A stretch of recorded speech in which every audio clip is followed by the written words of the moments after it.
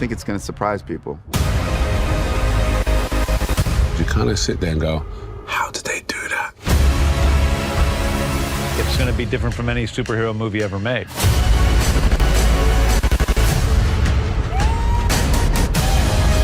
There's no one better in the world to direct the Suicide Squad than James Gunn. I was excited with an opportunity to be able to do the Suicide Squad in the way it could be done from my point of view. This one is completely unique. This is a gritty 1970s war movie combined with the brilliance of James Gunn's characters and comedy. You need your director to set the vibe. The Suicide Squad is just a twisted fantasy of characters. Within each of our characters, there's a certain beauty. Within most of them. Some of them are just pretty crappy through and through. Be like a douchey Captain America. The guy who believes in peace at any cost, no matter how many people he needs to kill along the way. Okay, I got it. Don't ever settle back like you think you know where this is going, because you don't. As soon as you have some sense about what's about to happen next, James comes in. Everyone's exploding. Genitals, heads, arms, legs. It's like a big, massive graphic novel brought to life. This is by far the biggest movie I've ever made. I don't think that you know what to expect. Don't get too attached. This has been truly the greatest, most exciting journey of my life making this film. Cut. That was great.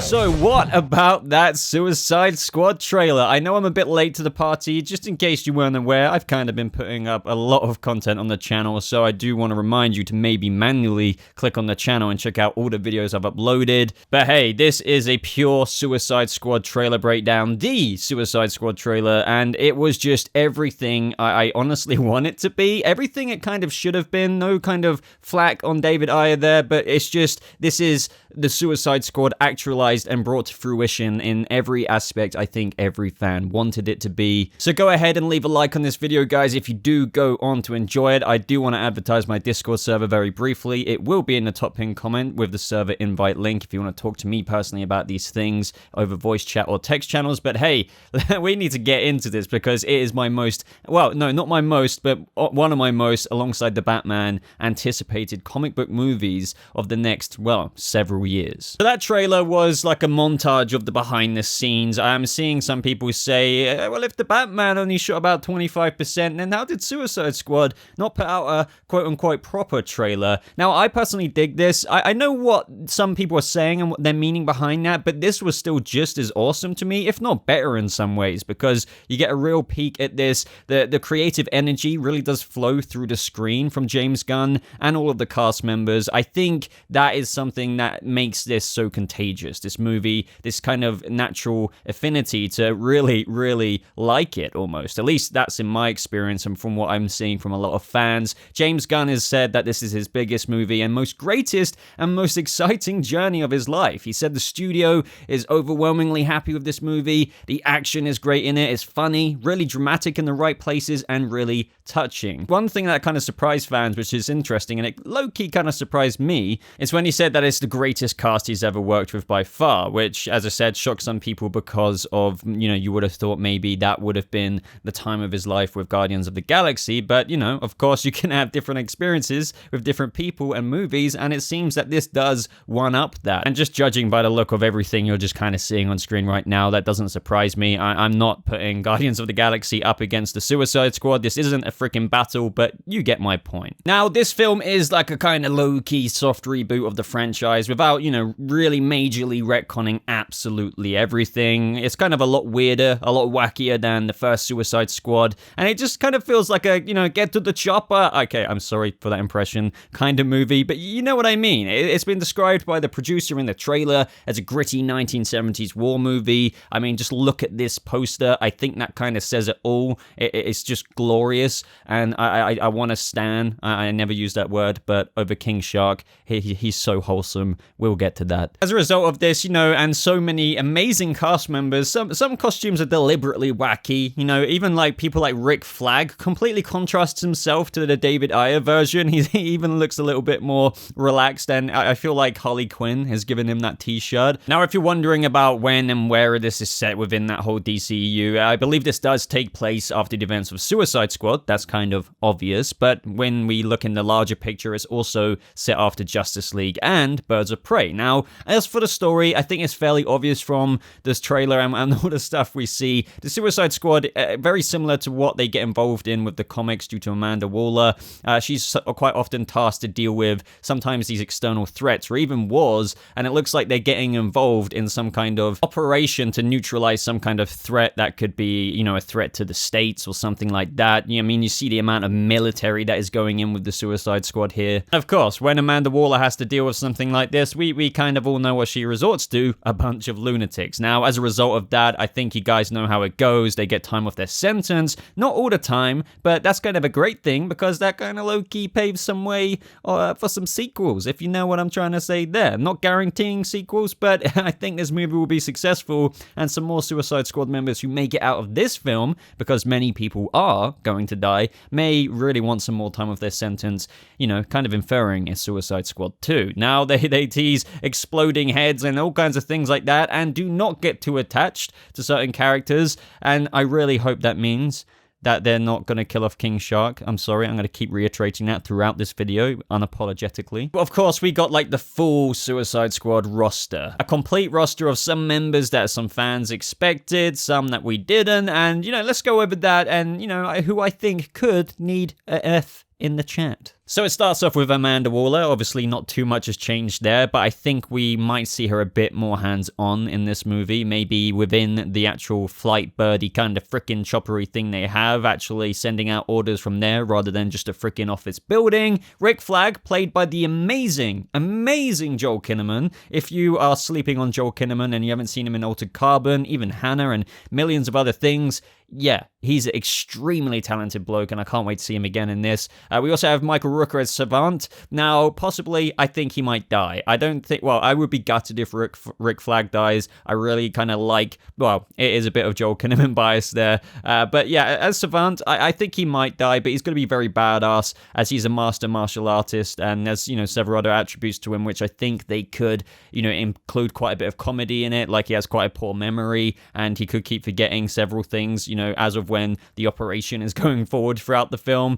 That could be exaggerated on, but it might not be included at all. Then we have Flula Borg as Javelin. I think he might die. Margot Robbie's Harley Quinn looks absolutely, and I wish I could get into some F-bombs here, but demonetization, absolutely freaking incredible. Oh my God. Okay, look, I'm really going to try and contain myself here, but I think you guys can understand why this look is amazing. It's very comic book accurate in certain iterations of Harley Quinn, several different iterations. Margot Robbie just slays this role. I imagine that this is an absolute dream come true for the Harley fans out there. I mean, I know that for myself, but I know several kind of diehard Harley fans who are losing their minds over this, and rightly so. Some of the scenes we get of her, not only just in this new kind of black and red look, but also in the dress is just everything we kind of want. Oh, and we've got my boy David Dastmalchian as Polka Dot Man. I mean, he's not really my boy, but you know what I'm trying to say. He's been on so many things, from The Dark Knight to frickin' Ant-Man and the Wasp to frickin' even Gotham. He was Dwight. Any of you Gothamites out there, he's the one who wore Jerome's face.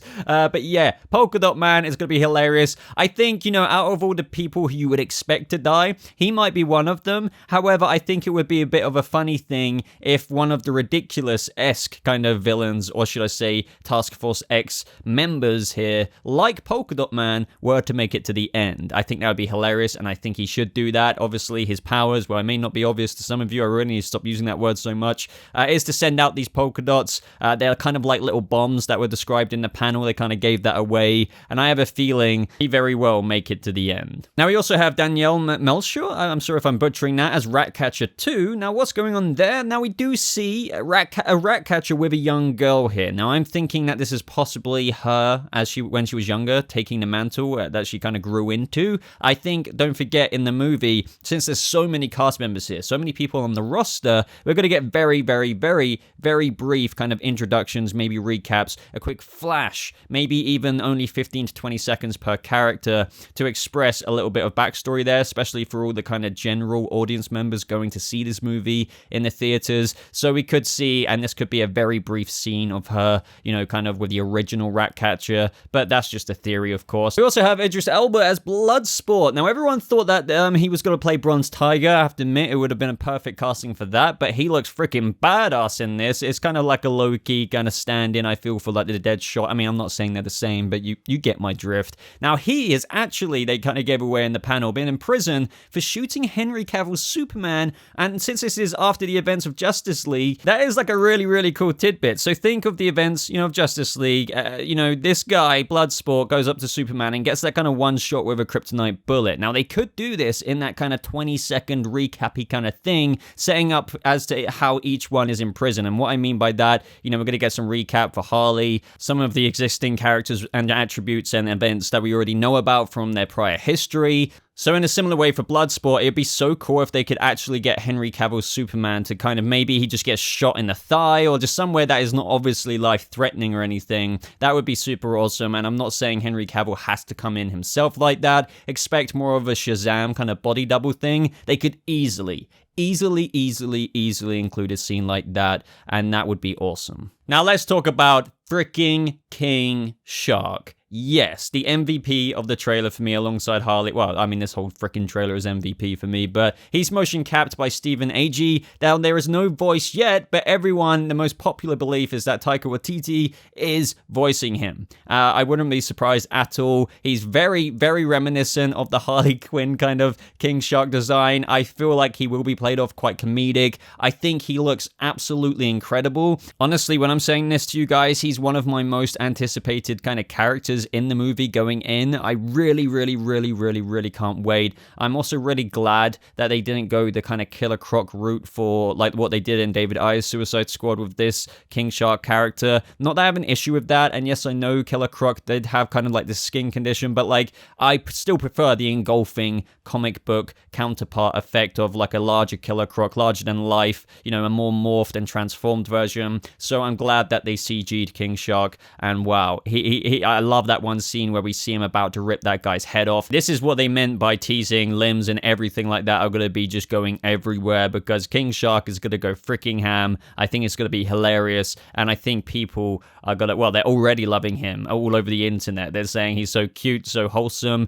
but yet intimidating, but I love it. I love it. We have Mei Ling-Ng as Mongal, the daughter of Mongal in the comics. I'm seeing some people say that it's like a gender bend of Mongal, but that is not the case. However, I do expect that she will not be as obviously as powerful as the comic book counterpart. I've obviously kind of forgot to at this point say who I think is going to die. I think Ratcatcher and Bloodsport could be safe, but at the same time, as Joel Kinnaman said, don't get too attached. Now, I really hope that doesn't mean King Shark is going to die. Please, I really want to see some of the more popular characters, but they would have to intuitively decide who the audience is going to connect to most to kind of maybe potentially keep him on in a sequel. So I'm really hoping that King Shark is safe, but I wouldn't be surprised if characters like I've already mentioned and Mongal may pass away during the film, heads blowing off, all stuff like that. But of course, I think for dramatic effect and a bit of an emotional heartstring pluck, they will kill a character that we do kind of really like and care about in the movie. I know that may seem like a waste of potential and shock value for some people who perceive that in the movie, but at the same time, I do get why they do it, but I really hope that it isn't King Shark. Now, Peter Capaldi as the Thinker. Wow, perfect casting. Some people saying that this is a surprise, but for me, I ever since he was announced to be in the movie, I thought, yes, the Thinker. I wasn't remotely surprised. I'm not so sure how much I like the kind of flamboyant-esque design, if you know what I mean. It is. I love it, but I really like the Flash Season 4's take on the Thinker. I really, really don't like the Flash Season 4, but they did a very good job of the Thinker in terms of the casting in that and the way he acted. And this, I still really like it. I like how they've gone with the more design of like the thinking cap is embedded in the head, just like the comic books. I mean, there are different iterations, but you get my point here. I think Peter Capaldi will play a brilliant Thinker. I'm dead excited for it. He's actually probably in my top 3 or 4 or 5. Well, let's just call it top 5 of the members I'm looking forward to and seeing in this movie. And then we have Alice Braga as Solsoria, which is a bit of a mystery to me, actually. I really don't know what they're going to do with her. We also have Pete Davidson as Blackguard. I've got a feeling he might die. I don't know why. I think he looks like a cool character, but I think I would place money on that one. Now, the legendary Nate Fillion is playing TDK, standing for the Dark Knight. Obviously joking there. Now, the earliest speculation for him was he was playing Fall-Off Boy. Now, in this case, it is kind of true.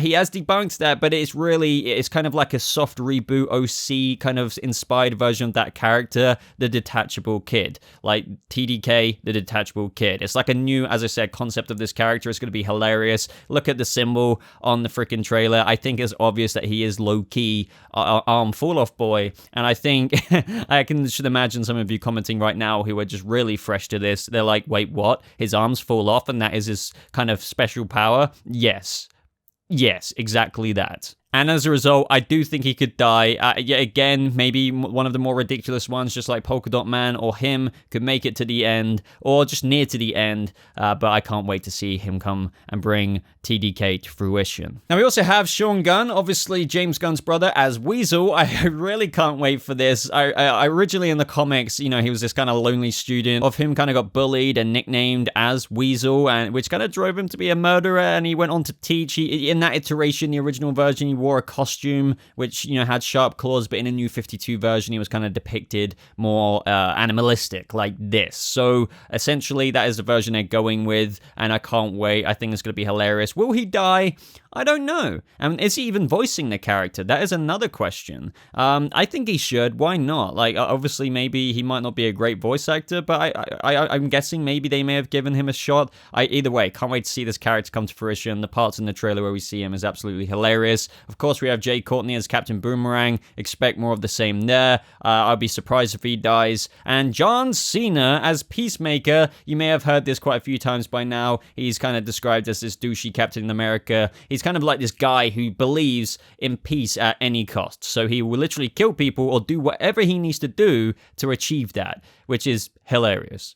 And that was the full roster. I mean, just all of this looks fantastic. All of the little behind the scenes, little tidbits we got. I really don't doubt for a second when James Gunn says, like, this is the most fun he's had making on the movie, let alone the biggest movie he's actually developed in terms of just production and everything like that.